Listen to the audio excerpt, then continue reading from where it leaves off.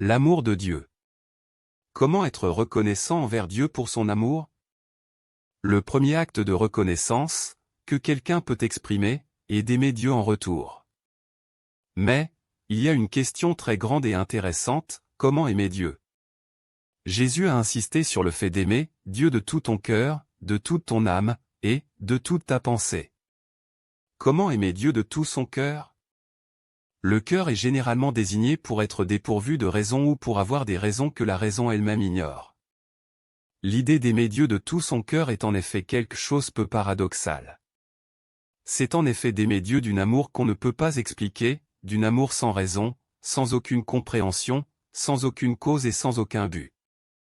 Il s'agit d'un amour pur et simple qui ne peut être altéré ni par le temps, ni par les circonstances, ni par l'espace. Il s'agit de placer Dieu dans le trône de son cœur au-dessus de tout, y compris de soi-même. Comment aimer Dieu de toute son âme?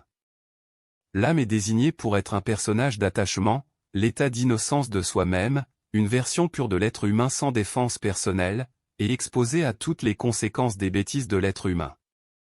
Aimer de toute son âme, c'est le fait d'avoir un attachement total avec Dieu au point où rien ne peut nous séparer de lui.